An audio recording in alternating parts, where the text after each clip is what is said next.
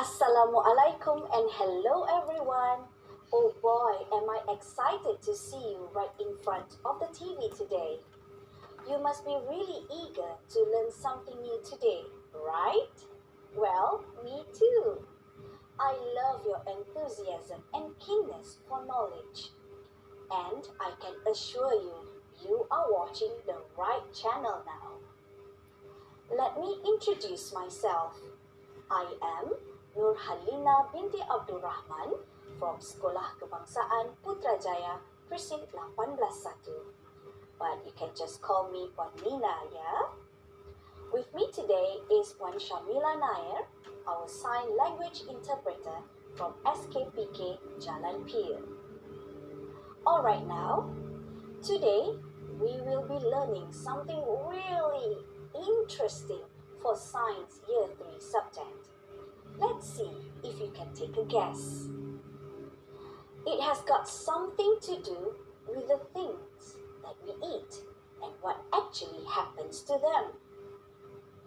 Yes, you're right. We are going to learn about food digestion. Okay, now I need you to get your textbook, activity book, and also your science journal ready. All set? Great! Have you ever wondered what happens to all the food that we eat? Where does all the food go? I'm sure you have learned about the 7 classes of food. Do you still remember? Carbohydrate, protein, fats, minerals, vitamins, fiber, and also water. And so, how does our body absorb all these nutrients from the food that we eat? From the nasi lemak, vegetable soup, pepperoni pizza, yogurt drink. Do you have any idea how? In today's lesson, we will get to know what actually happens to the food that we eat. And as a bonus, we will get to do a very interesting activity. Do you want to know what it is? We are going to simulate a process on how feces is made. You know what feces is, right? The brownish thingy that comes up from our... Well, I can't wait. Now, shall we begin our food digestion lesson? Awesome! Before we begin, let us look at our learning objectives for today's lesson. So let's have a look at this slide. These are the learning objectives that we need to attain by the end of this show today. I hope everyone is ready. Minds on, hands on, and hearts on. Great! Come on, let's do this! My dears, let's think for a moment. We take in food every day. Most of the time, more than twice or 3 times a day. And we eat a variety of food. Have you ever wondered how much food we eat every single day? I don't mean how much calories, but how much food. If we put all the food we eat for a day on a table, how much space would it take? Now, when you imagine all the food that you actually put inside your mouth, do you see your body as a machine that processes all the food you consume? Because when you think about it, where do all the food disappear after you eat? Therefore, this is what we are going to do today. We are going to explore the journey of the food we eat in an expedition called food digestion. First, let us look at the outline of today's lesson. We will first take a look at the path, the flow of food inside our body. Next, we are going to experience the journey of the food itself, that is, the digestion process. And finally, we will discuss some actions or habits that are bad for digestion. Now, let's jump to the first segment, shall we? Here we go. My dear pupils, now let's imagine that our body is a map. And before we embark into our journey to find out where our food goes, let us take a look at our body map and see which path is taken. Here it is. Look at this diagram. It shows the insides of our body. You do realize that our body holds a complex yet amazing system that functions wonderfully without we ourselves even noticing. It's like an organic machine that works non-stop 24/7, every day, every minute, and every second since we're inside our mother's womb, right until the day we die. So I hope you will understand why it is important for us to eat a balanced diet and avoid unhealthy food. It all boils down to the energy for your bodily functions to run smoothly. Okay, now, look here. This is the flow of food inside our body. First, the mouth. Then goes down through the esophagus. Come, say it with me. Esophagus. Next, into the stomach. Stomach. From the stomach, the food goes into the intestine. Intestine. And finally, the anus, where the food exits the body. Anus. Okay, get it? Let's repeat. Mouth, esophagus, stomach, intestine, and anus. Great job, everyone. Now that all of you have learned the 5 body parts in which our food flows through, it is time to go deeper into the process itself. Are you ready, boys and girls? Awesome! Let's start with the very beginning of the digestive system, what it actually does. Digestion is a process to break down food into smaller pieces so that its nutrients can be absorbed by our body. Imagine a piece of pizza, for example. The digestion process helps to break down the pizza so that all of its nutrients can be made into use inside our body. Can you name some of the nutrients in a piece of pizza?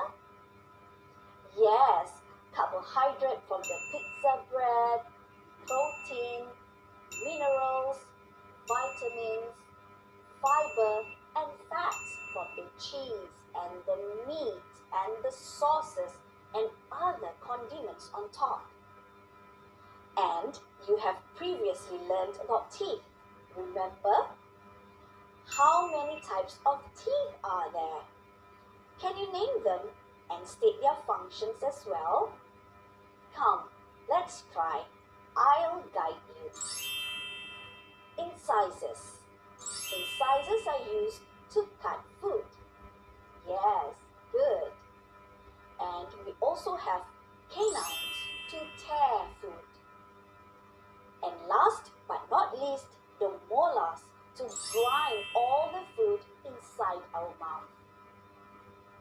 So now, can you put 2 and 2 together? Can you now see the bigger picture here? Okay, let's take a step back. Let's begin from where it all started. The moment when you start to eat. You open your mouth and then, yes, your incisor teeth will cut the food first into smaller chunks.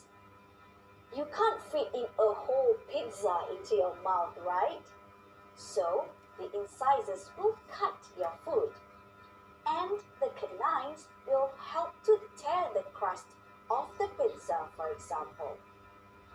Once inside your mouth, your molar teeth will function like a food processor, grinding all your food. But wait, there are other things in your mouth that will help grate the food. Can you guess? Yes, your tongue, of course. Your tongue will help to push the food around while your molars are chewing and grinding it. And your saliva. Yes, saliva. Saliva is the watery substance inside your mouth. Saliva helps to moisten the food and also breaks down carbohydrates with the enzymes it contains. So now you know that the digestion process begins inside your mouth. Yup, way before food even reaches the stomach. Okay, what happens next? When the food has been grinded properly, the tongue will then push the chewed food to the throat to be swallowed. Next, the food will go through the esophagus. Now, there are two pipes or tubes that are connected to your mouth. One is for the air that we breathe in and breathe out, and the other one is for food, the esophagus. So, we must not swallow our food too fast, or it might get into the wrong canal. Food that goes through esophagus will reach the stomach.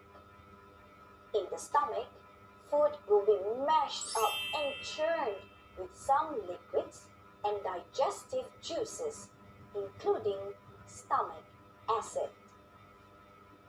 During this time, proteins will be digested. Food usually stays 4 hours inside our stomach for this process to complete. And this will then produce a frothy liquid that was once the food that we eat. It will be then sent from the stomach into the small intestine. Our liver produces a liquid called bile. Bile is stored in our gallbladder and secreted into the small intestine. Bile helps in food digestion by breaking down fats from our food. Some fats contain vitamins that are soluble in it. Minerals and other vitamins do not need to be broken down. They are straight away absorbed in our small intestine. Our pancreas supplies enzymes that help to complete food digestion in the small intestine. Now, what we need to understand is food digestion is completed in the small intestine. That means all nutrients are finally absorbed into our body, transported by blood in the small intestine. Inside our small intestine, there are these tiny villi which are actually the lining of the small intestine itself, folded into millions of tiny fingers. Imagine villi is like the strands on our carpet. Each villus contains blood vessels and a few other things that absorbs nutrients from the food that flows into the small intestine. Do you know that our small intestine can be up to 7 meters long? Oh, wow!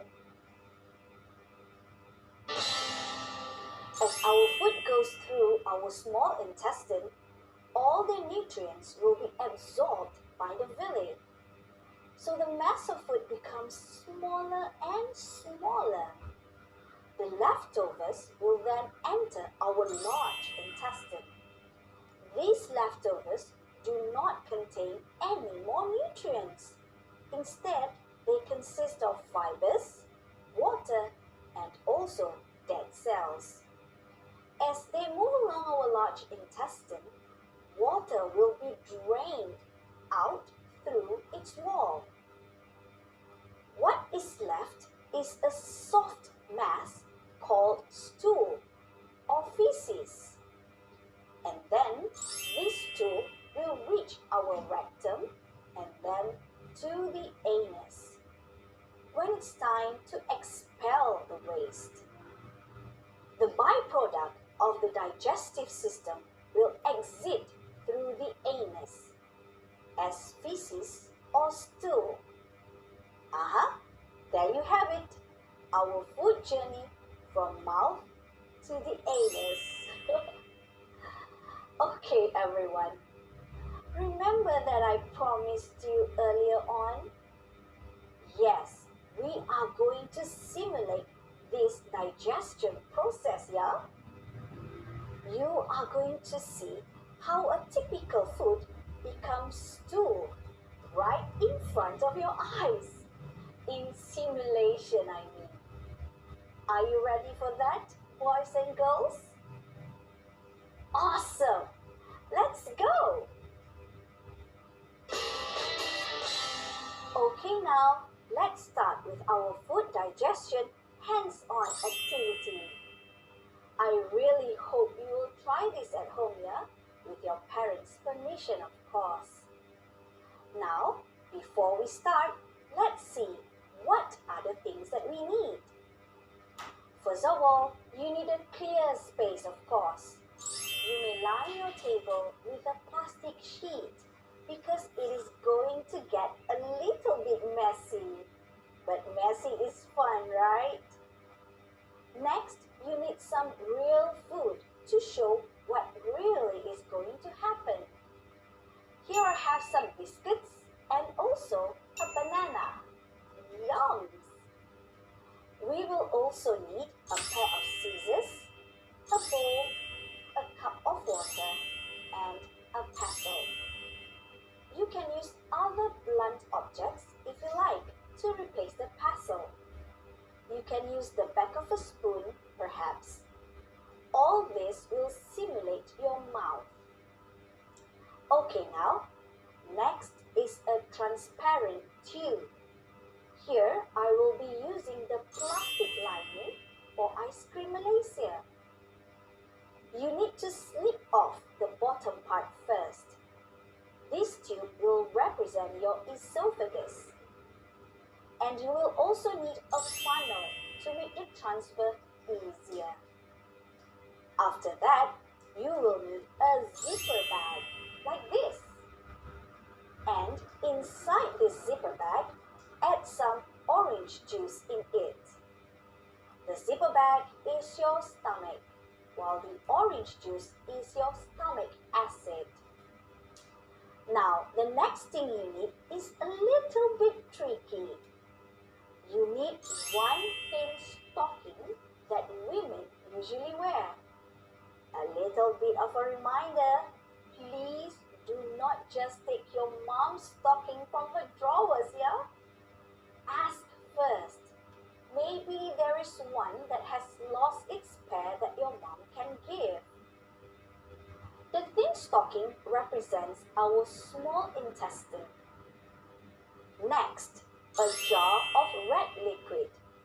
It can be thin rose syrup or just plain water with a few drops of red food colorant.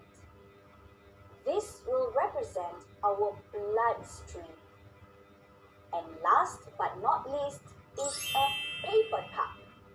And cut out a small hole at the bottom of the cup.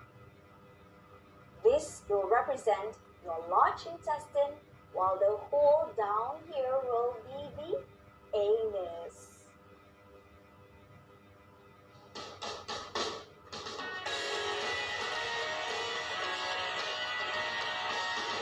Okay, now that you're all set, let's start. First, we need to cut the food with scissors. Do not break it with your hands. Why? Because the scissors actually represent your upper and lower incisors, your front teeth. Okay, this is how you put your food inside your mouth. Cut it. To cut the food with your incisors. Let's cut it. Okay, we'll have some banana. Gonna add in more biscuits.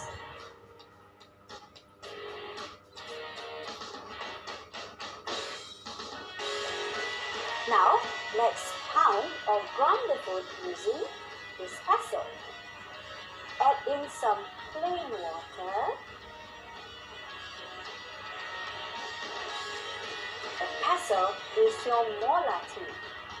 Grind the food until it is fairly fine.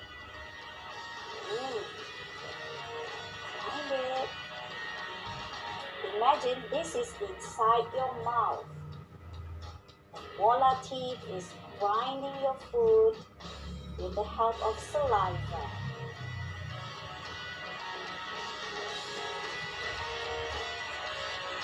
Okay, now we will transfer this food to the esophagus canal.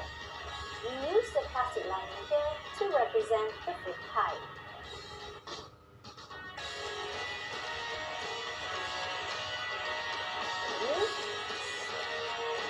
Ooh, can you see that?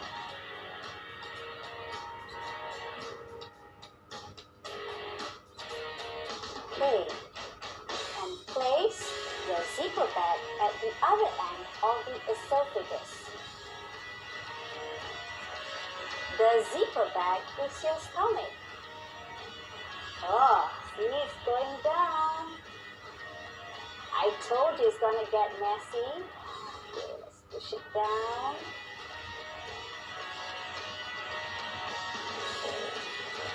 Yay, see? Food from your mouth goes into the esophagus and into the stomach. Okay.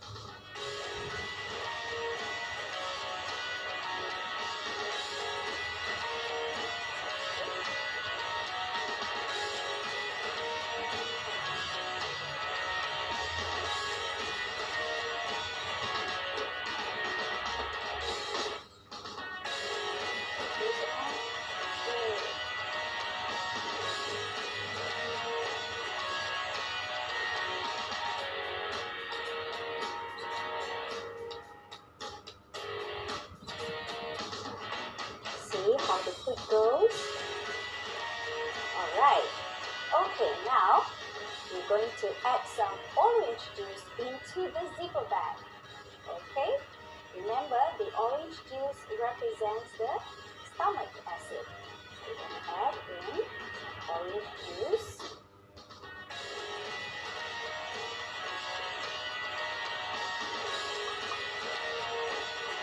Okay, so this is inside your stomach.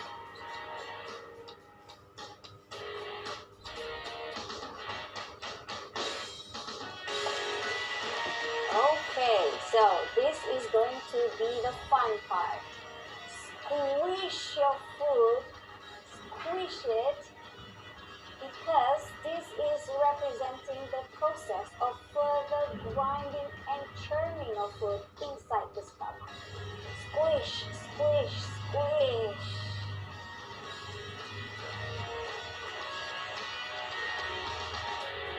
Okay, now let's continue by transferring the food from the stomach into the small intestine. Remember, the thin stocking is your small intestine. Okay, you may put your small intestine, the thin stocking, inside a bottle to prevent spills and such. Now, while doing this, I want you to remember the facts about small intestine. On the inside of the small intestine lies thousands, if not millions, of small projections called villi. just like the strands of a carpet, or if you have eaten chicken tripe or babat or perut ayam, the villi are something like that. And in each villus, there are blood vessels and other stuff that absorbs all the nutrients from the food. Okay. Here, we are going to dip the stocking into the red liquid. This gesture is only to simulate how nutrients from the small intestine will go into the blood flow. From the blood, the nutrients will be taken to all parts of our body. So now look at the color of the red liquid. It has become a bit murky, right? It is because of the nutrients that have been absorbed into the blood. Now let's give a little squeeze to the stocking here.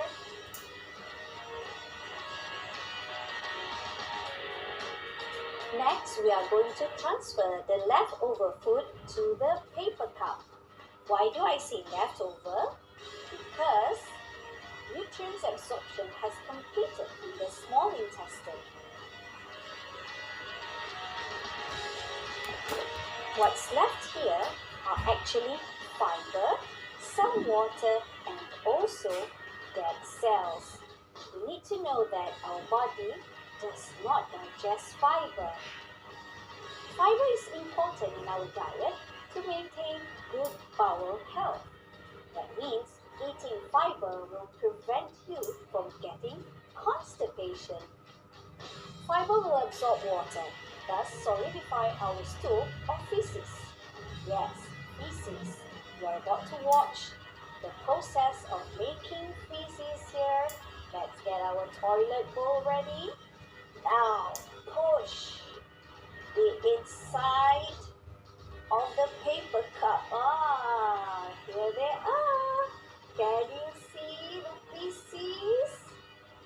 Ooh, isn't that amazing?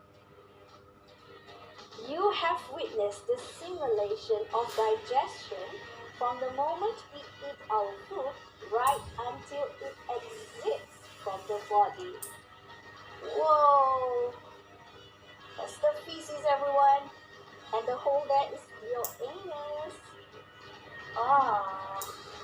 Okay. Don't forget to try this, okay? You may experiment with other types of food and see whether there will be a change in the color of the feces. Okay, now let's clean ourselves and get back to our lesson. We have one more part to settle. Okay, everyone, this will be the last segment for today's lesson. We will discuss a few actions that you should avoid to make sure that your food digestion will not get disrupted. My first question: how do you eat your food? What I mean is, what is your eating position? Yes, we must sit down properly when we're about to have our meal. Can you imagine eating a piece of pizza while running and jumping? What is going to happen? Yes, you might choke and vomit or throw up. Probably the food inside your stomach or even the esophagus goes back up again because of the intense body movements. Even if you're done eating a meal, you should wait 3 to 4 hours before you run or exercise. You can start exercising after 30 minutes of eating light snacks though. Okay, now, second situation. What happens if we eat too quickly? Let's say you're late for something, but you must eat because you're hungry and the food is really yummy. So, what do? Putting as much food into your mouth as you can in the shortest time possible. What might happen if you do that? Yes, you might choke and vomit too. Probably because the chewed food that is sent to the esophagus from the throat gets into the windpipe. Yes, trachea or windpipe is a tube only for channeling air into or from our lungs in the breathing process. And you might also get a stomach ache because of this.